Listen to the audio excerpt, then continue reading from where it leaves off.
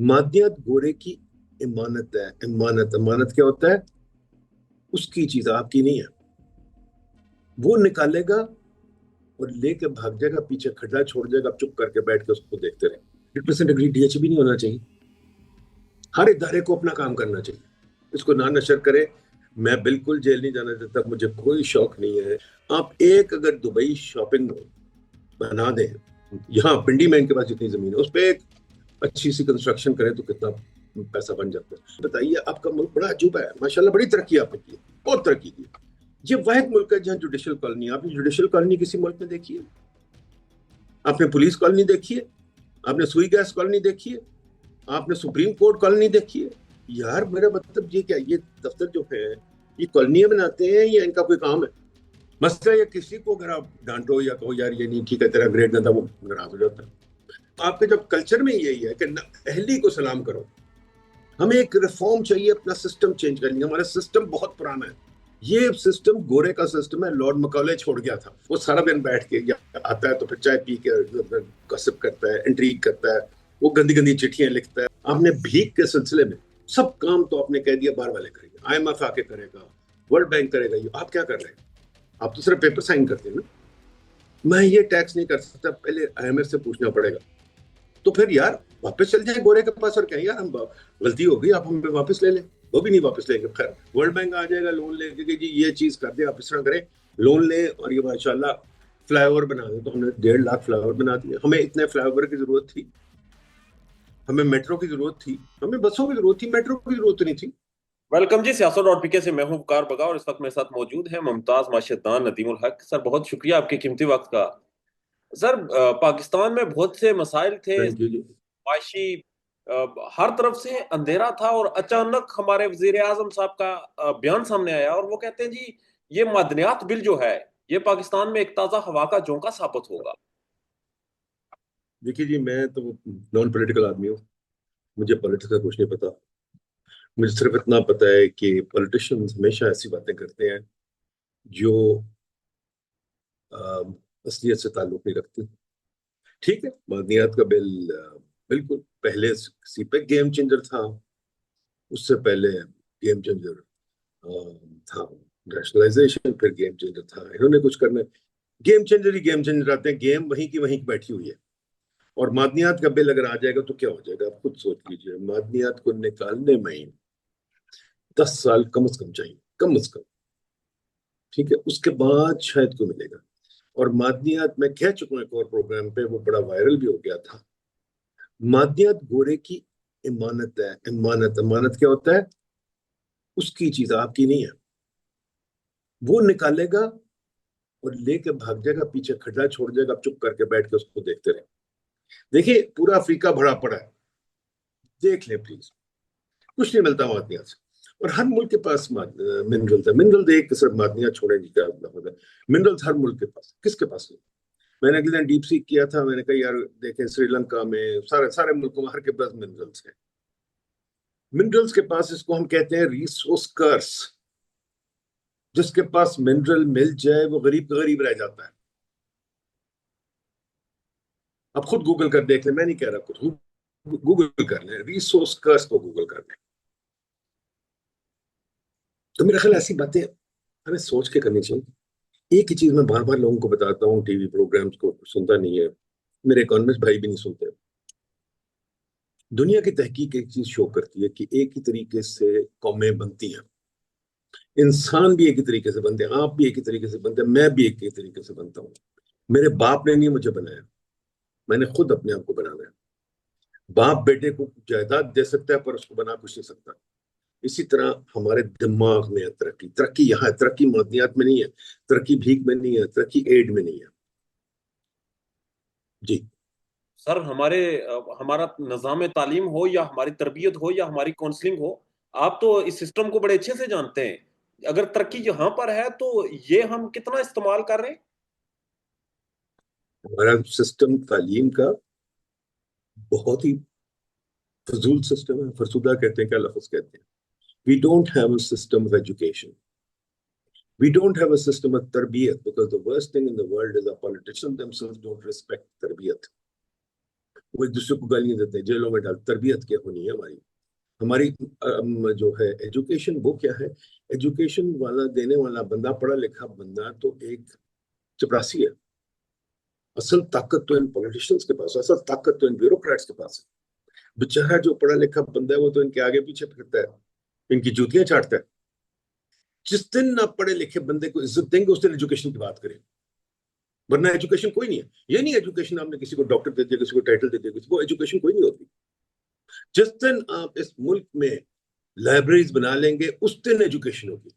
जिस दिन आप सवाल करने की इजाजत देंगे उस दिन एजुकेशन होगी। जिस दिन आप सवाल के जवाब में बहस करने की इजाजत देंगे उस दिन एजुकेशन होगी, वरना नहीं होगी। जिस दिन आप अब्दुल सलाम को इज्जत देंगे उस दिन एजुकेशन होगी। सर थोड़ा सा अगर डीप चाहें तो आपको लगता है कि कहीं हमारी कोई मंजिल है, चले दूर है, हम पहुंच जाएंगे, हम उस डायरेक्शन में तो हैं, हमारा सफर है, हमारे लिए कठिन है, मुश्किलात हैं, हम पहुंच जाएंगे? आपको लगता है हम उस डायरेक्शन में हैं जहां पर जहां दुनिया कहती है कि इसकी मंजिल है इस तरफ? जिस डायरेक्शन में हम जाना चाहते हैं वो डायरेक्शन क्या है? देखिए, डायरेक्शन आप लोगों ने डिटर्मिन करनी है, कौम ने डिटर्मिन किया, मैंने तो नहीं डिटर्मिन करनी। हमारी डायरेक्शन तो यही है कि हमने लड़ाई करनी है, हमने एक दूसरे से झगड़े करने हैं, हमने आसान रास्ते ढूंढने हैं तरक्की के, हमने काम नहीं करना, हमने क्यादत ढूंढनी है, हमने हमने तरक्की ढूंढनी है इस तरह के हमें कोई सरकार से कुछ मिल जाए। हम पीरी मुर्दी की कौम है, हमें पीर चाहिए। हम जो अपना काम करने की कौम नहीं, हम चाहते ही नहीं अपना काम। जिस दिन हम वो चाहेंगे, हम चाहते नहीं, क्यूरियोसिटी हमें है नहीं। क्यूरियोसिटी क्या होता है मुझे उर्दू में नहीं पता, वो हमें है ही नहीं। सवाल तो हम पूछते नहीं ना, सवाल हमें पूछा जाता है। कोई पूछेगा उसको हम गालियां देंगे, उसको हम जलील करेंगे, उसको कहेंगे तू कौन है भाई, ये तू काफिर है, ये वो, हजार लेबल है हमारे पास, एक लेबल नहीं है, हजार लेबल। जैसे कि मुझे हमेशा कहते हैं यार ये तो ज्यादा इम्प्रैक्टिकल बातें करता है, बहुत पढ़ लेके इसका कोई फायदा नहीं है। ठीक, फायदा वो होता है जो जाके सरकार के आगे सलाम करके कह, हजूर माशाल्लाह, मसूर आप बड़ी अच्छी बातें करते हैं, हजूर आपने जो कर दिया मैं क्या कहूँ, अब तो उड़ान पकड़ गए हम। अब तो उड़ान ऐसी पकड़ गए कि हम चीन को भी पीछे छोड़ गए, अमेरिका को पीछे छोड़ गए, हम कहाँ चले गए, ये बातें चलती हैं। सर जो हमारे पब्लिक ऑफिस होल्डर लोग हैं जो कि फैसले करते हैं, बेशक वो सियासी हूं या गैर सियासी हूं, उन्हें इतनी समझ नहीं है कि ये जो हम डिसीजंस ले रहे हैं, इनका इम्पैक्ट क्या होगा, हम जो बातें कर रहे हैं इसका क्या असर रहेगा और इसका नुकसान क्या होगा अल्टीमेटली हमारे लिए? देखिए, जिस दिन आपको कोई ओहदा मिल जाएगा ना, उस दिन आपको बात सारी समझ आएगी। अल्लाह चाहे आपको एक दिन को मिनिस्टर बना दे, पहली चीज होगी आपके इधर 10 चमचे होंगे, बल्कि शायद 50 होंगे। दूसरी चीज होगी आपके पास 50 गाड़ियां होंगी। तीसरी चीज आगे पीछे पुलिस वाले होंगे। चौथी चीज ये होगी कि आपके सेलफोन पे आप शरीफ लोगों का फोन भी रिसीव करना बंद कर देंगे, आप एक अकड़ में आ जाएंगे। तीसरी चीज होगी आप सारा दिन एक यूजलेस मीटिंगों में जाएंगे, जहां आप जाके या जी हुजूर कहेंगे या आपको जी हजूर कहेंगे। तो आप ऐसे एक ककून में फंस जाते हैं जहाँ की सोच बिल्कुल खत्म हो जाती है। आप प्रोटोकॉल के नशे में आ जाते हैं, हम चमचागिरी के नशे में आ जाते हैं, आप खुद भी चमचागिरी करते करवाते भी चमचागिरी। तो इस माहौल में सोच नहीं होती, इस माहौल में कुछ ख्याल नहीं आता, अंधे हो जाते हैं। आपको सिर्फ एक चीज नजर आती है, ओए ओए मेरे कितनी शान है, और मैं कितना बड़ा आदमी बन गया, और मेरे पास कितने चमचे हैं, मेरे पास कितनी गाड़ियां हैं। मैं रोज बार का एक चक्कर लगाता हूँ, कभी चीन जाता हूँ, कभी अबू धाबी जाता हूँ, कभी दुबई जाता हूँ, कभी सऊदी अरेबिया जाता हूँ, कभी बेलारूस जाता हूँ। बस यही आपको ख्याल आते हैं। सर आपका इंटरव्यू करने का मकसद ये था कि आप जो बातें कर रहे हैं वो बातें हैं जिनके ऊपर पीका एक्ट लगेगा, क्योंकि टेलीविजन लगाएं तो वहां पर जो बातें हो रही है वो कुछ और है। वहां पर कहा जा फिर रहा है कि मादरियात से तरक्की होगी, फॉरेन रेमिटेंस फिर इसको बढ़ेगा, फिर ओवरसीज। इसको ना नशर करे। मैं बिल्कुल जेल नहीं जाना चाहता, मुझे कोई शौक नहीं है कि मैं कोई गलत बात करूं। मैं पॉलिटिशियन बिल्कुल नहीं हूं, ना मुझे कोई शौक है पॉलिटिशियन बनने का। मैं कसम खुदा की, 2-3 मौके हैं, मैंने कभी पॉलिटिक्स में हिस्सा लेने की कोशिश नहीं की, कभी नहीं करूंगा, बिकॉज मुझे कोई शौक नहीं। तो सर ये फॉरेन रेमिटेंस भी आ रही है, वो भी तरक्की का एक रास्ता है। हम तो, आप कह रहे हैं तरक्की नहीं हो रही, टीवी लगाते हैं तो वहां से पता चलता है जी तरक्की हो रही है। देखिए, मैं तरक्की की आपको 2-3 बातें बता दूं, बड़ी सिंपल सी, जो मैंने इकोनॉमिक्स से सीखी है। मे भी मेरी इकोनॉमिक्स इतनी अच्छी नहीं जितनी इन लोगों की है। ये जरूर है कि मैंने कोई 10 नोबेल प्राइज उन्होंने से पढ़ा था और बड़े अच्छे अच्छे लोगों के साथ काम किया। खैर, मुझे क्या पता, इन लोगों को पता है। देखिए, ये कहना कि तरक्की हो रही है, तरक्की एक ही तरीके से होती है। इन्वेस्टमेंट कितनी हो रही है वो, आप खुद मुझे बता दीजिए इन्वेस्टमेंट कितनी हो रही है, नई कारोबार कितने लग रहे हैं, नई बिजनेसेस कितनी लग रही है, नई बिल्डिंगें कितनी बन रही हैं, नए क्या कहते हैं तरीकेकार काम करने के कितने हो रहे हैं। फॉर एग्जाम्पल मुझे बताइए कितनी आपके पास यहाँ मल्टी स्टोरी बिल्डिंग बनी है, कितनी शॉपिंग मॉल बन रही है, कितनी वो चीन वगैरह में अगर आप जाएं, दुबई में जाएं, तो मुझे याद है जब, खैर अभी भी ये है, उस वक्त तरक्की करते तो ऐसे टावर क्रेन्स नजर आते थे। मैंने आज से 30 साल पहले एक आर्टिकल लिखा था, वो काफी मकबूल हो गया था, उसका नाम था where are the tower cranes. आपने पाकिस्तान में टावर क्रेन कभी देखा? नहीं। फिर तो अगर आप दुबई जाएं टावर क्रेन, टावर, शंघाई जाएं टावर क्रेन, टावर क्रेन नजर आते, क्योंकि लोग बना रहे हैं चीजें, कुछ कर रहे हैं। ठीक है, एक कोठी बनना, 2 स्टोरी की कोई तरक्की नहीं होती। इन्वेस्टमेंट, कंपनी आपकी कितनी बड़ी है, मैंने अगले दिन पेपर लिखा हमारी कंपनी इतनी पिद्दी पिद्दी, $1-1 बिलियन की कंपनी है हमारी। हमारी स्टॉक मार्केट कितनी है, हमारी स्टॉक मार्केट 10% ऑफ जीडीपी है। इंडिया के स्टॉक मार्केट तो 10% ऑफ जीडीपी है। मलेशिया के स्टॉक मार्केट 100% ऑफ जीडीपी है। अगर आप इतनी सी स्टॉक मार्केट, इतनी सी स्टॉक मार्केट पे आप सोचते हैं आपकी तरक्की हो जाएगी, तो मुझे तो समझ नहीं आती बिल्कुल। अगर छोटी छोटी पिद्दी पिद्दी कंपनी आप चले जाइए, छोटी छोटी कंपनी है, 100-100 200 मिलियन डॉलर की कंपनी है, जिनको तो हम कहते हैं बेबी कंपनीज है। आप बनाते कि आप एक्सपोर्ट क्या करते? आपकी एक्सपोर्ट को 8 या 10% ऑफ जीडीपी है। मलेशिया वगैरह की 40-40, 50-50, 100-100% जीडीपी की है।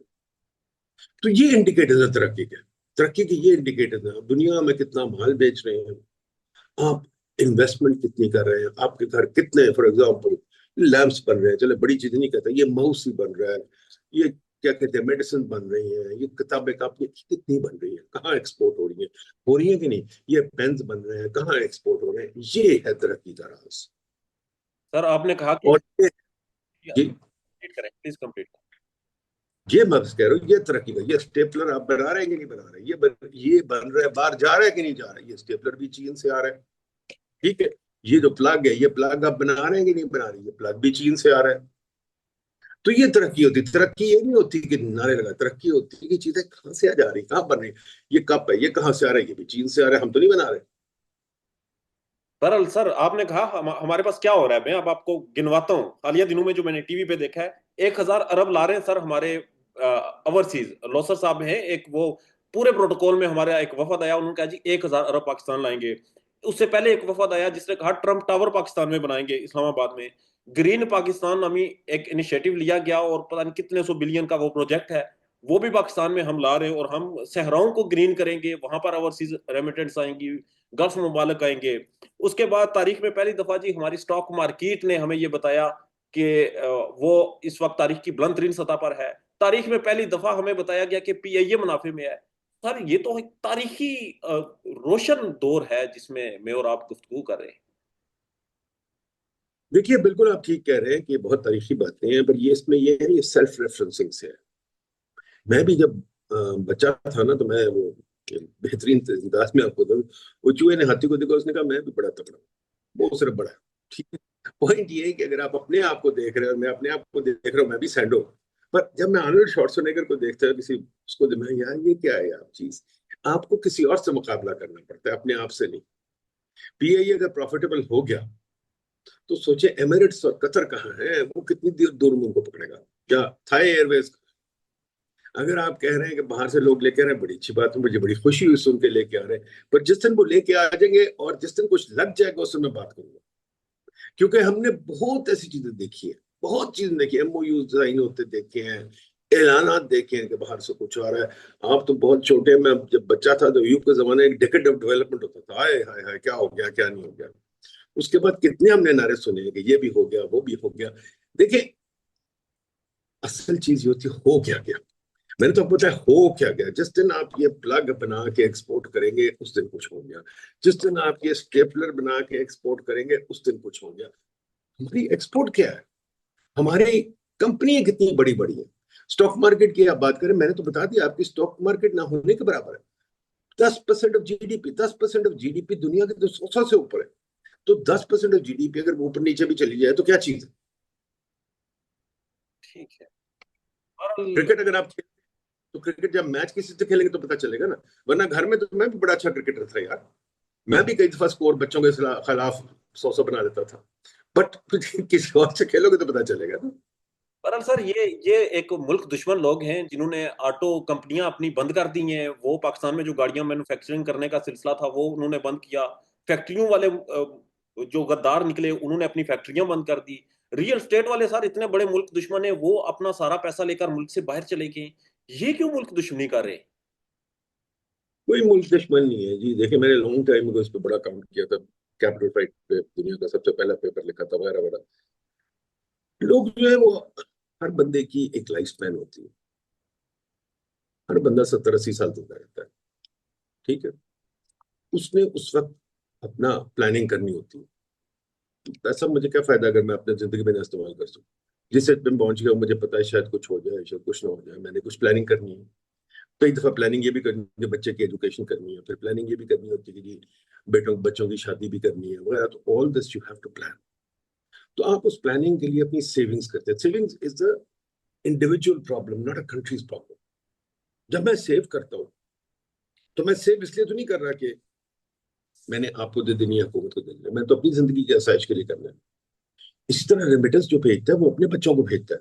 हुकूमत मुल्क को कुछ नहीं भेज रहा। ये बात, ये अजीब बात है कि रेमिटेंस बढ़ गई। रेमिटेंस बढ़ गई तो हमें क्या भाई? वो मुल्क को तो नहीं भेज रहा, वो तो भेज रहा है अपने बच्चों को, अपने बच्चों की बेहतरी के लिए। अब अगर आप मुझे कहते हैं कि भाई तुम्हारा पैसा मैंने काबू कर लेना है, तो मेरी तो जिंदगी खत्म होगी। तो मैंने फिर गवर्नमेंट से बचना है। तो जो अक्लमंद हुकूमतें होती हैं बाकी जैसे दुबई शुबई में, वो कहती हैं भाई पैसा रखो, हम कुछ नहीं कहेंगे, टैक्स भी नहीं दें। तो हम जो है, हम बेवकूफों की तरह हर रोज टैक्स भरते हैं। सुबह उठो तो टैक्स कुछ हो गया, शाम को उठो तो टैक्स कुछ, कभी डीम्ड इनकम, तो कभी विदहोल्डिंग, तो कभी क्या कहते हैं वो एक्साइज, तो कभी कुछ, तो कभी कुछ टैक्स लगा देते हैं। तो फिर लोग टैक्स से बचते फिरते हैं। वो कहते हैं यार ये तो हुकूमत। और हिस्ट्री में बड़े इंसिडेंट्स हैं, आपको टाइम हो तो मैं आपको बता देता हूँ। हिस्ट्री में बड़ी दफा ये हुआ है जबकि पुराने बादशाह थे वो हाथ मारते थे टैक्स पे, जिसको हम कहते हैं प्रेडिटरी टैक्सेशन। प्रेडिटरी क्या होता है? जो कि आके झपट्टा मारे, झपट्टे वाली टैक्सेशन जो है ना, उससे फिर लोग भागने के लिए क्या करते हैं, वो इधर उधर पैसे लगाते हैं। कभी दुबई ले गए, कभी पुराने जमाने में सोना लेके बिस्तर के नीचे रख लेते थे, ठीक है। फिर कभी क्या कहते हैं, दौलत जाके दबा देते थे खेतों में। तो ये दुनिया कर रही है, इसमें कोई गद्दारी नहीं है। वो सिर्फ अपना दिफा कर रहे हैं। क्योंकि अगर हुकूमत छापे मारे, अगर हुकूमत तंग करे बार बार टैक्सेशन पे, तो फिर हुकूमत ऑब्वियसली डरा देती है लोगों को। जैसे ट्रंप ने अब टैरिफ पे डरा दिया लोगों को। हुकूमत को चाहिए, जो मैंने बहुत दफा लिखा है, हुकूमत को चाहिए एक टैक्स पॉलिसी बनाए और फिर 10 साल उसको चेंज ना करे। एक ही टैक्स लगाए, 10 साल चेंज ना करे। जो रोज रोज चेंज करते हैं उससे फिर लोग डर जाते हैं, फिर वो भागते हैं। और उनका जायज है भागना, गलत नहीं है उनका भागना। उनको चोर कहना गलत बात है। और रियल एस्टेट वाले, हमारी बड़ी स्टोरी है रियल एस्टेट की। रियल एस्टेट बेचारा क्या कहते हैं, रियल एस्टेट असली तरक्की होती है। हमारे पास रियल एस्टेट है ही नहीं। हमारे पास रियल एस्टेट कोई नहीं है हमारे पास। मैं बार बार कह चुका हूँ, हमारे पास क्या है? पाकिस्तान का दूसरा नाम जो मैंने रखा है वो बड़ा मजेदार नाम है, प्लॉटिस्तान। हम प्लॉट बनाते हैं, रियल एस्टेट नहीं बनाते। रियल एस्टेट बड़ी बड़ी बिल्डिंगें होती है। रियल एस्टेट वो होता है जब आप जाएं किसी भी शहर में, शंघाई जाएं, कुआलालंपुर जाएं, आंखें फट जाती है। ये 50 स्टोरी, ये 60 स्टोरी, ये 100 स्टोरी, ये होती है। ओए इतनी बड़ी शॉपिंग मॉल, ओए शॉपिंग मॉल उधर से उधर चली जाती है, ये हो जाता है। ये रियल एस्टेट होती है। रियल एस्टेट इंसानी क्रिएटिविटी होती है जो सीमेंट कंस्ट्रक्शन से बनती है, जो प्लॉटों से नहीं बनती। हमने प्लॉटिस्तान बनाया जो रियल एस्टेट नहीं है। इस पे मैं 30 साल से शोर मचा रहा हूँ। खुदा के वास्ते आप मुझे बताइए, आप मुझे बताइए, आपका मुल्क बड़ा अजूबा है माशाल्लाह, बड़ी तरक्की आपने की है, बहुत तरक्की की है। ये वाहिद मुल्क है जहाँ जुडिशल कॉलोनी। आपने जुडिशल कॉलोनी किसी मुल्क में देखी है? आपने पुलिस कॉलोनी देखी है? आपने सुई गैस कॉलोनी देखी है? आपने सुप्रीम कोर्ट कॉलोनी देखी है? यार मेरा मतलब ये क्या, ये दफ्तर जो है ये कॉलोनियां बनाते हैं या इनका कोई काम है? हर दफ्तर ने एक कॉलोनी बनाई हुई है, प्लॉटिस्तान बनाया हुआ। सर ये कॉलोनी जरूरी है क्योंकि जब एक तरफ एक अदारा हो जिसका डीएचए पूरा हो, दूसरों की तो थोड़ी छोटी छोटी कॉलोनीज होनी चाहिए फिर। 100% अग्री, डीएच भी नहीं होना चाहिए। हर इदारे को अपना काम करना चाहिए। आपने कभी सुना है एप्पल ने कोई कॉलोनी बनाई है? या आपने सुना है पेंटागन ने कोई कॉलोनी बनाई है? आपने सुना है कि वो चीन की पीपल्स लिबरेशन आर्मी ने कोई कॉलोनी बनाई है? यार ये काम छोड़ दें। पैसा बहुत है बाकी चीजों, इसमें इतना पैसा नहीं जितना बाकी चीजों में पैसा है।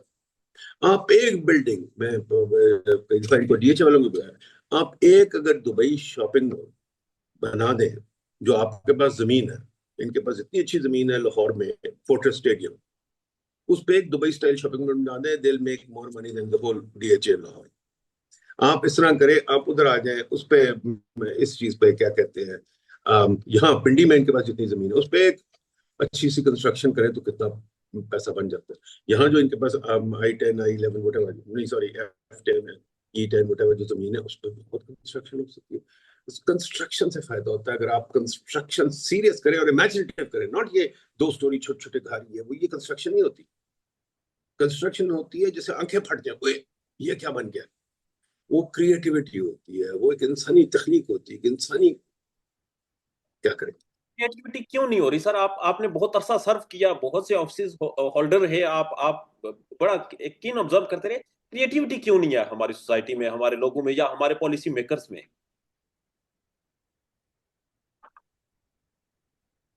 हम लोग इनकॉम्पिटेंट लोग हैं, हम लोग अनक्रिएटिव लोग हैं, हम लोग बहनों वाले लोग हैं, हम लोग पीरी मुरीदी वाले लोग हैं, हम लोग चुप करवाते हैं, हम लोग जहां जाते हैं पीरी मुरीदी में लग जाते हैं।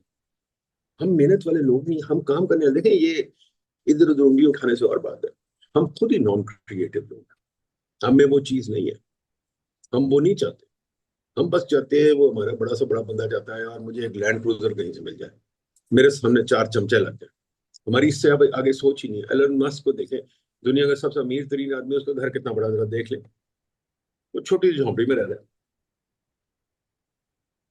जो है अपना क्या कहते हैं, वॉरेन बफेट, दुनिया का चौथा तीसरा चौथा अमीर आदमी है, उसका घर वही है, छोटा सा, उसने कभी चेंज ही नहीं किया, उसके पास पुरानी 20 साल पुरानी गाड़ी है। ये फकीरी होती है, ये दरवेशी होती है।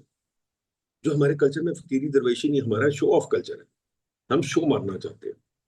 और हमारा मेहनत का कल्चर, हम किसी का इंटेलेक्ट नहीं एडमायर करते, हम देखते हुए ओए इसने घड़ी कौन सी पहनी हुई है, जैसे घड़ियों का ना तोशा खाना वाला प्रॉब्लम हमारा, मुझे समझ नहीं आती घड़ी का क्या प्रॉब्लम है। मैं तो, मेरे कई दोस्त कहते हैं, मैंने वो देखो रोलेक्स पहनी है, मैं को लुदे पठे, ये स्मार्ट वॉच जो थी तुम्हारे रोलेक्स से 1000 बेहतर है। दिल की धड़कन भी बताती है, ब्लड प्रेशर भी बताती है, और चलने का भी बताती है, सारा दिन कितना चले। बहरहाल सर, एक ठीक है। तनकीद आती है, और ये तनकीद आम अवाम करती है, और वो कहती है जी हमने डिग्रियां ली, हमने मास्टर्स किया, पीएचडी की, हमने फुल नंबर्स लिए, हमने कोर्सेज किए, नौकरी की जब बारी आती है, एग्जेक्टिव पोस्टों की बारी जब आती है, वहां पर एक कोई आर्मी का रिटायर्ड ऑफिसर लगा दिया जाता है। ये नहीं होना चाहिए। फ्रेश लोगों को मौका दें, उनका दिमाग इस्तेमाल करें, ताकि वो अपने कोई किसी फ्रेश दिमाग से सोचें। तो ये रिटायर्ड लोगों को, जो कि मुख्तलिफ अदारोों के सरबराहान लगा देते हैं, चाहे वो टेलीकॉम हो, वापडा हो, हाईवेज हूँ, जहां पर भी लगाते हैं, तो फिर जब एक रिटायर्ड इंसान होता है, उसका तो काम सर रेस्ट करना होता है, उसे जब आप लगा देते हैं इस तरह की पोस्टों पे, तो फिर ये तनकीद कैसे हैंडल होती है? जहां मैं आपसे एग्री नहीं करता, बिल्कुल नहीं करता। रिटायर्ड का क्या मतलब, मैं रिटायर हो जाऊं? क्या आप चाहते हैं मैं मर जाऊं जाके? नहीं, आप कारोबार करें सर, आप नहीं, एग्जेक्टिव। नहीं, मुझे ये बात है, अगर मैंने एक इतने साल लगा के एक हुनर बनाया, ठीक है, आप सबसे बड़ी बेवकूफी करते हैं कि आप लोगों को रिटायर कर, पूरी दुनिया ने खत्म कर दिया, ठीक है। ये और बात है जो आपने बात की है कि रिटायर मिलिट्री अफसर को लगा दे, ये वो अलग बात है। फॉर एग्जाम्पल, प्रोफेसरों को क्यों रिटायर करते हैं? प्रोफेसरों को तो कभी नहीं होना चाहिए चीज की तो तो वो क्यों करते हैं? आप उनको तो रिटायर कर देते हैं। उनको देखें, परवेज उद्बोय बड़ा अच्छा आदमी है, उसको आपने रिटायर करके रखा हुआ है। सारे प्रोफेसरों को रिटायर करके रखा हुआ, जो टीवी पे आते हैं 2-3 प्रोफेसर, उनको भी रिटायर करके रखा हुआ। क्यों? रिटायरमेंट कोई चीज नहीं, ये जो है ना, ये सिर्फ जो अब यंग लोग हैं वो कम्पीट नहीं कर सकते तो इसलिए रोते हैं। देखिए, हमारी यूनिवर्सिटीज फारिग हैं, मैं इस पर किताबें भी 2-3 लिख चुका हूँ, पढ़ाते कुछ नहीं। हमारी यूनिवर्सिटी में इन्होंने एक तमाशा चला दिया है कि यूनिवर्सिटी बनाते रहते हैं, यूनिवर्सिटी में प्रोफेसर कोई नहीं। यूनिवर्सिटी जो होती है वो प्रोफेसर होते हैं, यूनिवर्सिटी बिल्डिंग नहीं होती। मैं जिस स्कूल में पढ़ा था, for example London school of economics, अगर आप वहां लंदन लंदन में जाके देखो, शहर के बीच में 3-4 बिल्डिंगें हैं बस, और कुछ नहीं, उसके पास कोई जमीन कुछ नहीं है, बहुत से बहुत, मेरे ख्याल 4-5 कनाल में होगी, ठीक। अब सर एक्सपैंड कर दिए, जब मैं था तो मेरे ख्याल 4-5 कनाल भी नहीं थे। तो वहां मैं क्यों गया था? सबसे अच्छे प्रोफेसर वहां, गंदे प्रोफेसर वाली जगह जाने का फायदा कोई नहीं। और यहाँ आपके पास प्रोफेसर कोई नहीं है, यहाँ तहकीक कोई नहीं है, यहाँ ओहदे हैं सिर्फ। तो बच्चे जो निकलते हैं वो बेचारे बड़े मफलूज निकलते हैं। मैं बड़े बच्चों को इंटरव्यू कर चुका हूँ, कोई फायदा नहीं। अच्छा, एक जो चीज हमने कर दी है, जो हमारा कल्चरल प्रॉब्लम है, हमने बच्चों को ये लगा दिया इस चीज पे, हमारा कल्चर बन चुका है कि आसान रास्ता ढूंढो, सबसे आसान रास्ता ढूंढो, मेहनत ना करो। मैं बार बार बच्चों को कहता हूँ कि गोरे का बच्चा अपनी फीस खुद देता है, 3 3 नौकरियां करता है, ठीक है, पार्टी भी करता है, शराब भी पीता है, ठीक है, किताबें भी पढ़ता है। उसके बाद जब छुट्टी होती है तो बैग पैक लेके कहीं तो दूसरे तीसरे चौथे मुल्क भी चला जाता है। हमारे बच्चे क्या करते हैं? तो उनको आपने लगा दिया है आसानी पे, आसानी पे, मुझे डिग्री दे दो बस। जब मैं था वाइस चांसलर तो मेरे पास बच्चे आ गए सारे, ये जी कन्वोकेशन कराई थी तो मेरे पास आ गए, लेकिन मैं फर्स्ट हूँ, मुझे गोल्ड मेडल दो। मैंने कहा सबको गोल्ड मेडल दे, बड़े खुश हो गए। मसला ये, किसी को अगर आप डांटो या कहो यार ये नहीं ठीक है, तेरा ग्रेड गंदा, वो नाराज हो जाता है। किसी प्रोफेसर को अगर मैंने 2 3 प्रोफेसरों को निकाला, प्रोफेसर क्या मतलब प्रोफेसर होता है नाम के, उनको निकाला, कोर्ट में केस हो गया, आज वो वापस से मैं निकल गया। कोर्ट वाले कहते हैं किसी नाहल को निकालो ना। तो आपके जब कल्चर में यही है कि अहली को सलाम करो, आप बहाना बन गए रिटायर्ड लोग, रिटायर्ड क्या होता है? नोम चॉम्स्की जो है, आप नोम चॉम्स्की का नाम सुना है? जी, बड़ा फेमस आदमी है। वो 100 साल से उम्र की ज्यादा उसकी, वो हम सबसे ज्यादा किताबें लिख रहे हैं, क्या बड़ी बात है। किसिंजर 95 पे मरा था, आखिरी साल में किताब लिख के, इतनी मोटी। यार ये एज वेज की बातें छोड़े, मैं सर लेट्स कम्पीट। हाँ, समझाना चाह ये रहा मैं था। मानता हूँ कि डिग्री मेरा की। मेरा जो पॉइंट था वो ये समझाना चाह रहा था कि स्पेसिफिक एक अदारे के जो लोग हैं वो रिटायरमेंट के बाद नौकरियां ले रहे हैं, जबकि प्रोफेसर्स को रिटायर कर दिया जाता है, डॉक्टर्स को रिटायर कर दिया जाता है। वो तमाम लोग जो कि जिन्हें किसी शोबे में होना चाहिए और जिनकी ज्यादा तजर्बा जरूरत होती है, उन्हें रिटायर कर दिया जाता है। मगर एक शोबे को जब आप रखते हैं, आप, बार बार नौकरियां देते हैं, तो इससे प्रॉब्लम क्रिएट होती है। आप बिल्कुल ठीक कह रहे हैं, बट एक और भी चीज है। मेरे ख्याल में हमारे पास शोबे ज्यादा है, हमारे पास बहुत ज्यादा डिपार्टमेंट है। फॉर एग्जाम्पल वफाक की इस वक्त कोई तकरीबन, मेरे ख्याल क्या कितने मिनिस्टर में, आपको 50 एक मिनिस्टर है, ठीक है ना जी? मिनिस्ट्रियां काम करें भाई, हमें वफाक में मिनिस्ट्री 18 अमेंडमेंट के बाद बहुत से बहुत 8 या 9 चाहिए। इतने मिनिस्टर क्यों लगाते हैं? फिर एडवाइजर भी लगाते हैं, फिर स्टेट मिनिस्टर भी लगाते हैं। ये सारा एक ड्रामा है प्रोटोकॉल का और कुछ नहीं। इसको खत्म करें। मिनिस्टर आपके 8 से 10 से ज्यादा वफाक में नहीं होने चाहिए। वो भी क्यों होने चाहिए मुझे बताएं। फॉर एग्जाम्पल मुझे बताइए, ट्रंप ने अभी मिनिस्ट्री ऑफ एजुकेशन खत्म कर दी। यस। अगर वो खत्म कर सकता है, हमें जरूरत है मिनिस्ट्री ऑफ एजुकेशन की? मुझे बताइए हमारी मिनिस्ट्री ऑफ एजुकेशन करती क्या है? कुछ भी नहीं करती सर, चाय समोसे खाते कोई हैं, काम? मीटिंग्स में ठीक है। मिलते हैं। और वो उन्होंने 50 दफ्तर बनाए हुए हैं इस्लामाबाद में, बाकी जगह और बनाए हुए हैं। लैंड क्रूजर बड़ी है उनके पास, अय्याशी बड़ी है उनके पास, करते क्या मुझे को पता है। वो भाई यूनिवर्सिटी ने काम करना करने दो, स्कूल ने काम करना करने दो, वहां मैं मानता हूँ, ठीक है, वहां टीचर प्रिंसिपल को रखा हुआ है आपने ग्रेड 10 में। जो मिनिस्ट्री ऑफ ये एजुकेशन के लोग हैं, वो 22 21 में बैठे हो। यार ये क्या तमाशा है? प्रिंसिपल होना चाहिए 22 23 का, ठीक है। और प्रिंसिपल को अपनी आजादी होनी चाहिए, ये नहीं कि रोज सेक्रेटरी आकर उसको तंग कर रहा है, कभी कोई तंग कर रहा है, कभी कोई कहो बूटे इधर लगाओ, ओ भाई ये इधर करो वो करो, नहीं। आपने वो करना है तो फिर बनेगी बात। ये बड़ी दफा लिखा है कि भाई सिस्टम चेंज करो। जो हमें चाहिए ना चीज, वो सिस्टेमिक चेंज चाहिए। हमें एक रिफॉर्म चाहिए, अपना सिस्टम चेंज कर लिया। हमारा सिस्टम बहुत पुराना है। ये सिस्टम गोरे का सिस्टम है, लॉर्ड मकौले छोड़ गया था। लॉर्ड मकौले का सिस्टम है। ये डिप्टी कमिश्नर किसने नाम रखा था? लॉर्ड मकौले ने रखा था कि नहीं? ये सेक्रेटरी किसने नाम रखा था? लॉर्ड मकौले ने रखा था ना कि नहीं? आप मुझे, ये फीते वाली फाइलें किसने बनाई थी? लॉर्ड मकौले ने बनाई थी। हम आज तक फीते वाली फाइलें यूज कर रहे हैं, हम आज तक वही चीजें रख रहे हैं। आप पटवारी के पास जाए, वो आपको फारसी में फर्ज देता है जो टोडरमल में बनाई थी। टोडरमल के फर्ज के बाद इलेक्ट्रॉनिक एज में I can't have a proper फर्ज इन सिंपल लैंग्वेज जो मैं पढ़ सकूं। वो भी नहीं, वो इसलिए कॉम्प्लेक्स लैंग्वेज है, उसने पटवारी पढ़ सकता है, मैं नहीं पढ़ सकता, ठीक है ना। कोर्ट में जाए तो कोर्ट एक अजीब चीज है, वहां भी तमाशा लगा हुआ है। वो भी जाए, your honour, my lord, my lord, my lord, my lord, 2 minute अपनी बात सुनता है, फिर कहता है तारीख पा दो 3 महीने बाद, फिर 2 मिनट बाद, फिर 3 महीने बाद, 20 साल तो केस चल जाते हैं। वो इंसान की जिंदगी मैंने आपको बताया कितनी छोटी है, 20 साल चले गए तो रह क्या गया। सर बहरहाल ये बड़ा खौफनाक है। अदालत में मैंने देखा, मैं एक केस में क्या कवर कर रहा था, आप तो 2 मिनट कह रहे हैं, 5 से 10 सेकंड के अंदर जज साहब सुन के अपना फैसला लिखवा रहे हैं। सिर्फ 5 से 10 सेकंड में एक केस को दे रहे हैं, और वो केस हो सकता है 4 महीने बाद लगा हो। और ये, 4 साल बाद। और फिर जब मेरी एक चीफ जस्टिस साहब से बात हुई, शरीयत कोर्ट के थे, उन्होंने कहा जी ये कोई बकवास लिखता है कि हमारा अदालती निजाम 136वें नंबर पे है। हम दुनिया के पहले 2-4 नंबरों में हैं, हमारा अदालती निजाम बड़ा मजबूत है। बिल्कुल सही कहते हैं, बयानात में हम बहुत मजबूत है। बट पॉइंट ये है, हमारा अदालती निज़ाम ये है, जैसे कि हमने चेक किया था, हर यूनिवर्सिटी में 80-100 केसेस हैं। आप किसी को प्रमोट नहीं कर सकते, अदालत प्रमोट करती है।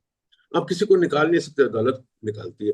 मैंने जज को कहने की कोशिश की, खैर बात ही नहीं करने देते। मैंने कहा जी आप आ जाए हमारे दायरे में बैठ के तो देखे ना पहले, आपको पता ही नहीं हमारे दायरे में क्या हो रहा है, आप किस बेसिस पे डिसीजन ले रहे हैं। आप कह रहे हैं कि इसके खिलाफ कुछ करो ही ना। वो दफ्तर नहीं आता बंदा, वो काम नहीं करता, वो सारा दिन बैठ के या आता है तो फिर चाय पी के गसिप करता है, इंट्रीग करता है, वो गंदी गंदी चिट्ठियां लिखता है वगैरह वगैरह। डजंट मैटर, उसको तनख्वाह दो। वो यार 20 साल से तनख्वाह देने इसने कुछ नहीं किया, अब क्या करें। नहीं तो तनख्वाह दो इसको, उसको तनख्वाह भी देनी है, उसको पेंशन भी देनी है, उसके बच्चों को भी पेंशन देनी है। ये निजाम है आपका। तो इसमें क्या करेंगे। अब इसमें किसी को दम है इसको चेंज करने का। एलोन मस्क ने, मैंने बताया ना, उसने डिपार्टमेंट एजुकेशन खत्म कर दिया।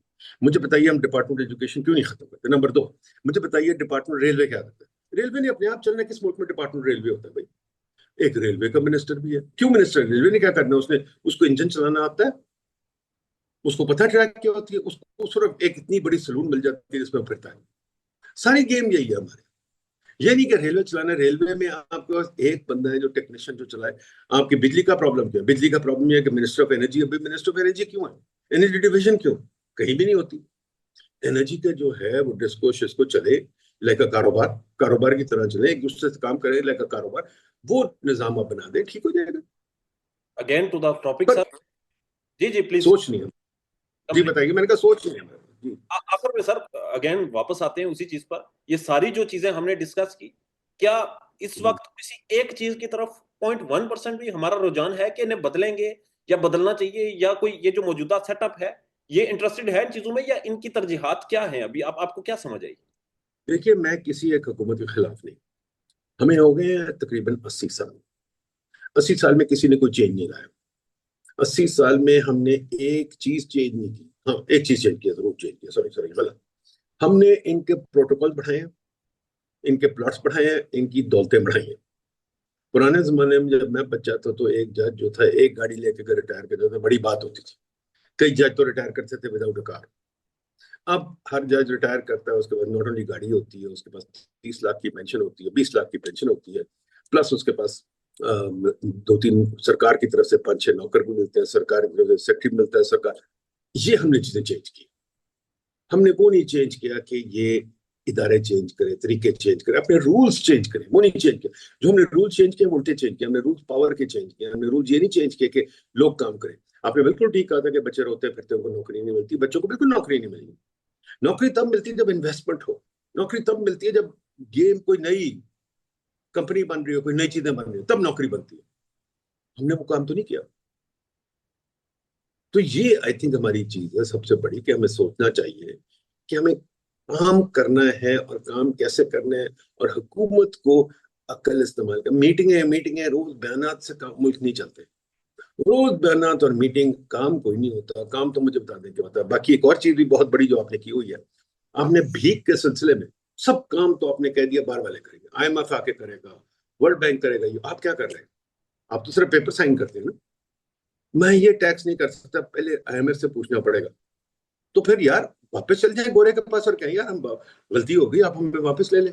वो भी नहीं वापस लेंगे। खैर, पर पॉइंट ये, अगर हमने सारा कुछ ही IMF वर्ल्ड बैंक, यार वो इजाजत देगा तो करेंगे। यार ये मैं यहाँ से प्लग उठाना चाहता हूँ, पर मैं पहले IMF से पूछ लूँ।